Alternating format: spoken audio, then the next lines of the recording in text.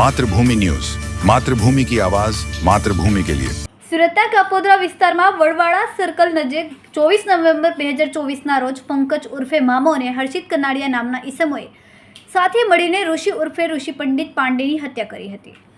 આરોપીઓએ અગાઉ અંકુશ રાજપૂત સાથે થયેલા ઝઘડાઓની અદાવત રાખીને ઋષિ પંડિતને તીક્ષ્ણ હત્યાના ઘા ઝીકીને તેની હત્યા કરી નાખી। આ ઘટનાને લઈને કાપોદ્રા પોલીસ દ્વારા હત્યાનો ગુનો દાખલ કરવામાં આવ્યો હતો। તેને તાત્કાલિક તપાસ હાથ ધરવામાં આવી હતી। Kapodra police station inspector M ઓસુરાના માર્ગદર્શન હેઠળ પીએસઆઈ એમબી વાઘેલાના સ્ટાફ દ્વારા આ બાબતે તપાસ હાથ ધરવામાં આવી હતી અને પોલીસ દ્વારા અલગ અલગ ટીમો બનાવીને આરોપીને પકડવાના ચક્રો ગતિમાન કરવામાં આવ્યા હતા। આરોપીને પકડવા માટે પોલીસે પોતાના બાતમીદારોનું નેટવર્ક પણ એક્ટિવ કર્યું હતું, તો બીજી તરફ ટેકનિકલ વર્કઆઉટ પણ હાથ ધર્યું હતું।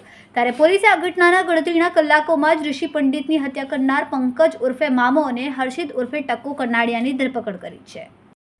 ગઈ તારીખ 24/11/2024ના રોજ કલાક 18:30 વાગે કાપોદ્રા પોસ્ટે હદના વડવાડા સર્કલ પાસે જાહેરમાં એક ઈસમને છરીના ઘા મારીને મૃત્યુ નિપજાવેલ હોય તેવી હકીકત મળતા એ અનુસંધાને કાપોદ્રા પોલીસ સ્ટેશન ખાતે ખૂનનો ગુનો રજીસ્ટર કરવામાં આવેલ અને આગળની તપાસ પોલીસ ઇન્સ્પેક્ટર શ્રી એમબી ઓસુરાનાઓએ સંભાળી લીધેલ।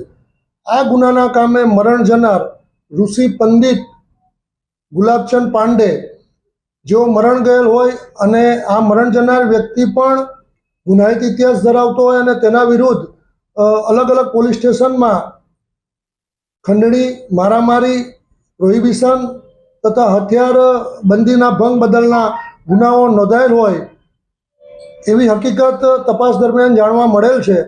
આ ખૂનનો ગુનો બનવાનું કારણ એ છે કે આ ગુનાના મુખ્ય બે આરોપી પંકજ ઉર્ફે મામો ઉર્ફે આંબા ભીમસિંહ રાજપૂત રહેવાસી મુરઘા કેન્દ્ર કાપોદ્રા સુરત તથા હર્ષિત ઉર્ફે ટકો ગોવિંદભાઈ કનાડિયા રહેવાસી રચના સોસાયટી કાપોદ્રા, આ બંને ઈસમો જે છે એ અંકુશ રાજપૂત નામના વ્યક્તિના મિત્ર થતા હોય અને ઋષિ પંડિત પણ તેઓનો મિત્ર થતો હોય અને અગાઉના ગુનાની એક બનાવની જે અદાવત રાખી આ હુમલો કરવામાં આવેલ અને જેમાં ઋષિ પંડિત મરણ જાહેર કરવામાં આવેલ। આ ગુનાના કામે પોલીસ ઇન્સ્પેક્ટર શ્રી કાપોદ્રા તથા તેઓના સર્વેલન્સ સ્ટાફે પોતાના અંગત બાતમીદારોથી તથા સીસીટીવી ફૂટેજ મેળવી ગુનામાં સંડોવાયેલ બંને આરોપીઓની ધરપકડ કરવામાં આવેલ છે અને હાલ આ ગુનાના આરોપીઓ